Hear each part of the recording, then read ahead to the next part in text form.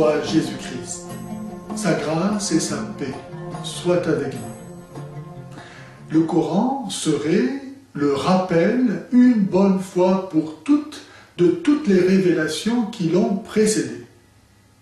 Ainsi qu'on peut le lire par exemple à la sourate 2, verset 213, que je vous lis. Les hommes ne formaient à l'origine qu'une seule communauté. Allah leur envoya les prophètes pour annoncer la bonne nouvelle et lancer un avertissement. Il a fait descendre avec eux le livre, renfermant la vérité, afin d'arbitrer les différends entre les hommes.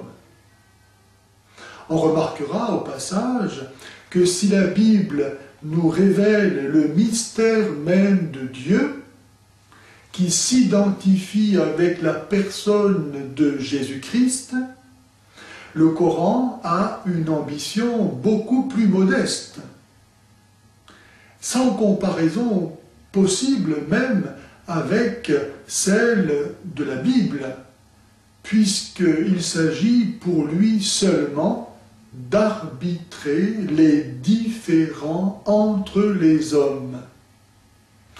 Autrement dit, le Coran n'est pas autre chose qu'un instrument de pouvoir.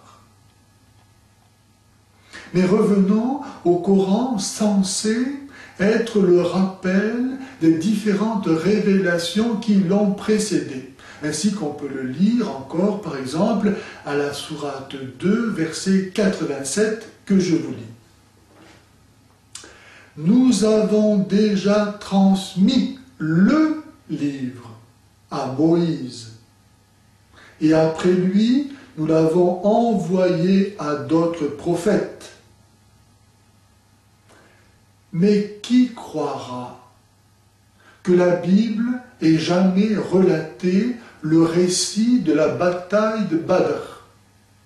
Sourate 3, verset 123.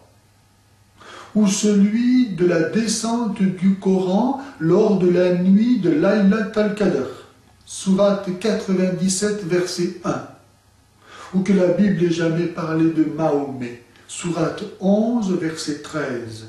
Ou des supplices qu'il infligea à Abu Lahab, sourate 111.